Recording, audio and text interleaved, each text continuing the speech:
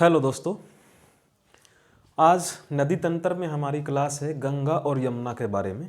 क्योंकि गंगा भारत में सबसे बड़ा अफवाह तंत्र बनाती है। इसके दाएं तट से बाएं तट से कौन सी नदियां मिलती हैं, ब्रह्मपुत्र कहाँ पर मिलती हैं, पश्चिम बंगाल में जिसकी 2 शाखाएं हैं उनको क्या क्या बोलते हैं, तो ये काफ़ी कम्प्लेक्स बन जाता है। लेकिन हमने यहाँ पर टू द पॉइंट बिल्कुल इसको ईजी बनाने की कोशिश की है, तो इसको आप समझने की कोशिश करना दोस्तों।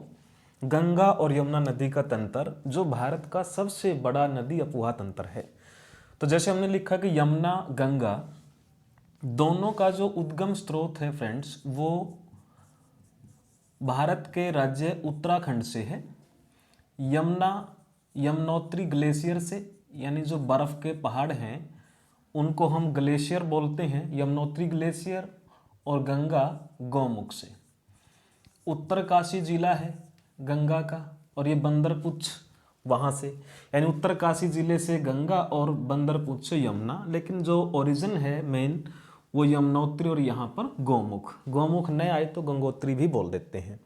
दोनों उत्तराखंड से निकलती हैं। अब फ्रेंड्स आप देखें, जो यहाँ पर समझने की कोशिश करना, ये जो रेड लाइन है ये गंगा नदी के लिए है, और ये जिसके गंगा के दाएं, यानी जैसे मैं इस तरफ खड़ा हूँ तो मेरा दायां ये बनेगा और बायां ये बनेगा। इस ढंग से आप इसको समझना। गंगा के दाएं तट पे है यमुना। तो प्रश्न बनता है कि गंगा के कौन से दिशा से यमुना नदी उसमें मिल जाती है, तो दाहिना तट है। फिर आप देखें गंगा के बाएं तट से, अभी जो नदियों के नाम हमने लिखे हैं वो रामगंगा, घाघरा, गंडक, कोसी, महानंदा।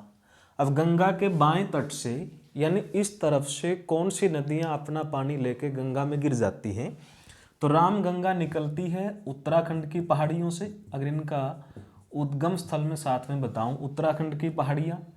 घाघरा तिब्बत का पठार, तिब्बत आप याद रखें।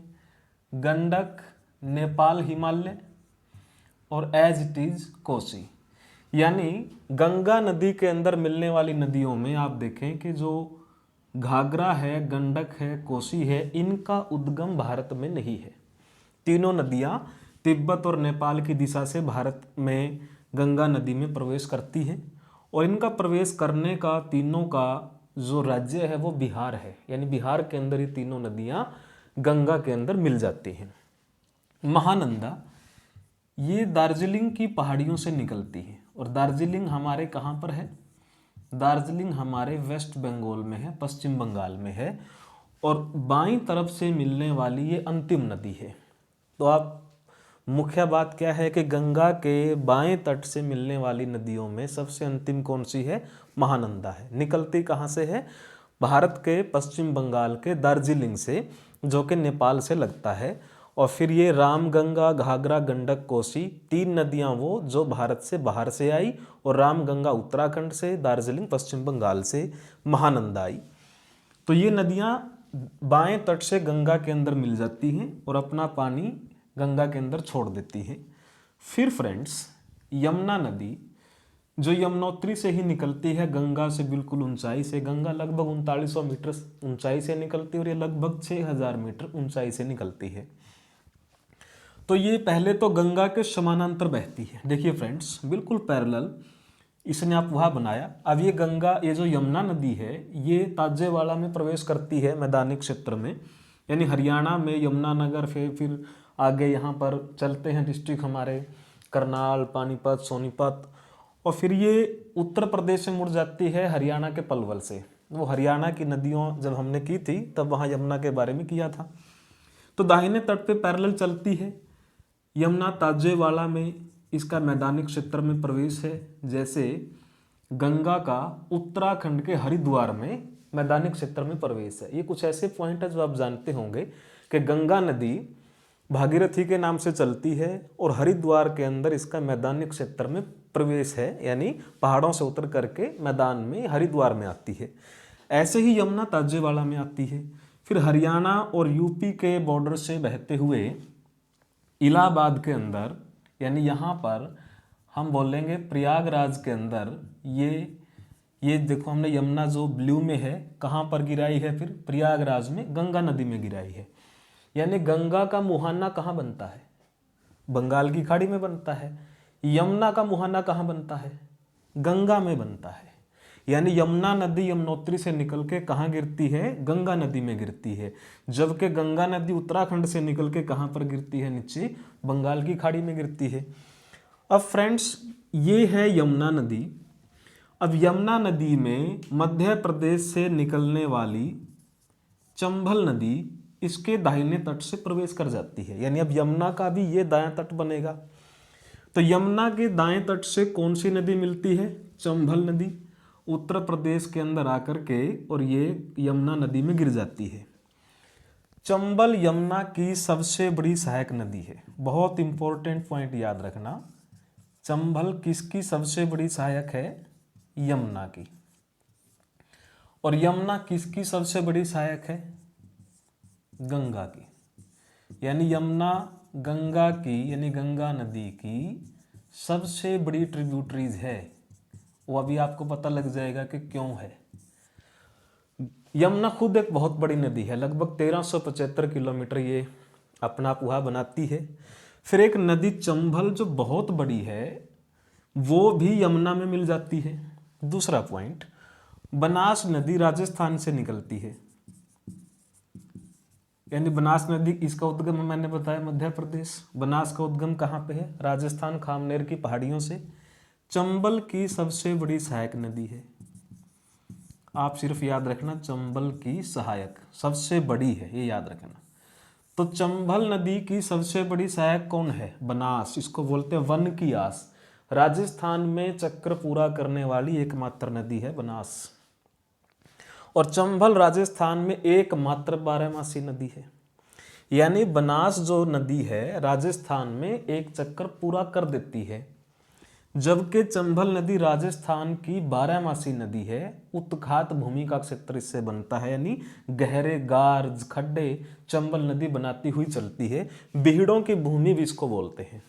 ये पॉइंट आप जरूर लिखना जो मैंने आपको ऐसे बताए हैं, क्योंकि ये पॉइंट एक जगह पे मिलना मुश्किल हो जाते हैं। तो वन की आस यानी राजस्थान में वन की आस इसको बोलते हैं बनास को। चंबल 12मासी है राजस्थान की, और ये राजस्थान में ही अपना चक्कर पूरा करती है। और कहाँ गिर जाती है, राजस्थान में, सॉरी चंबल नदी में गिर जाती है। और चंबल कहाँ गिर जाती है, यमुना नदी में गिर जाती है। और यमुना कहाँ गिर जाती है, गंगा में गिर जाती है। और गंगा कहाँ गिर जाती है, बंगाल की खाड़ी में गिर जाती है। तो इसीलिए हम बोलते हैं कि गंगा बहुत बड़ा नदी तंत्र है। तो मध्य प्रदेश से यानी दक्षिण भारत की तरफ से भी गंगा नदी का अफवाह बनता है। हम केवल उत्तर भारत नहीं बोल सकते, क्योंकि गंगा के अंदर जो यमुना मिली और यमुना में चंबल मिली, सिंध बेतवा और केन मिली, यानी ये भी किसकी सहायक नदियां हैं, यमुना की सहायक नदियां हैं, जो प्रायद्वीपीय भारत की तरफ से निकल के यानी दक्षिण भारत की तरफ से निकल करके और यमुना में गिरती हैं, और यमुना फिर गंगा में गिरती है। इवन राजस्थान की एक नदी चंबल में गिरी, चंबल उसका पानी लेकर के यमुना में गिरी, और यमुना गंगा में गिरी। तो गंगा बहुत बड़ा नदी तंत्र इसीलिए बन जाता है। तो इनको फ्रेंड्स आप याद रखना, बनास के साथ लिखना राजस्थान में पूरा चक्र, यानी एक पूरा साइकिल राजस्थान में पूरा करती है। और चंबल को लिखना राजस्थान की 12मासी नदी। बहुत इंपॉर्टेंट पॉइंट है। या आप राजस्थान की इसको बोल सकते हैं सदाबहार नदी बोल सकते हैं, क्योंकि राजस्थान को पूरा साल पानी देती है। चंबल को साथ में आप लिख सकते हैं उत्खात भूमि का क्षेत्र, यानी बीहड़ों की भूमि ये बनाती है। उत्खात भूमि, बीहड़ शब्द याद रखना, गहरे खड्डे याद रखना, जंगल यहाँ पर बन जाते हैं चंबल नदी जहाँ जहाँ से भी बहती है। अब देखिए फ्रेंड्स, जो राम गंगा है उत्तराखंड से ही निकली, गंगा भी उत्तराखंड से निकली, इसी के अंदर मिल जाती है। जिम कॉर्बेट जो राष्ट्रीय पार्क है, भारत का सबसे पहला नेशनल पार्क, राम गंगा उसके अंदर से होती हुई अपवाहित होती है। यानी नेशनल पार्क से कौन सी नदी निकलती है, रामगंगा। याद रखना, जिम कॉर्बेट से होती हुई रामगंगा चलती है। अब देखिए फ्रेंड्स, यमुना इन नदियों का पानी लेकर के चंबल सिंध बेतवा के इनका और चंबल बनास का पानी लेकर के सब सारा पानी कहाँ गिरा? गंगा में। गंगा में इन नदियों का पानी ऑलरेडी मिल ही रहा था। अब देखें फ्रेंड्स, जो गंडक नदी है ये दो नदियों के मिलने से बनती है। गंडक की बात अगर आप करें तो यहाँ पर एक तो काली गंडक और दूसरा त्रिशूल गंगा, ये शब्द याद रखना। काली गंडक और त्रिशूल गंगा के मिलने से बनती है गंडक नदी। अब देखिए, जब ये नदी यानी गंगा नदी जो रेड में ही है हमारी, जब पश्चिम बंगाल के अंदर आती है, अभी यहाँ पर पश्चिम बंगाल में आ गई है इस तरफ से, तो पश्चिम बंगाल में ये दो शाखाओं में विभाजित हो जाती है और दो शाखाओं के नाम है हुगली और भागीरथी। अब भागीरथी मुख्य शाखा है जो दक्षिण की तरफ यानी पश्चिम बंगाल से फिर बांग्लादेश में चली जाती है और बांग्लादेश से बहने के बाद बंगाल की खाड़ी में गिर जाती है।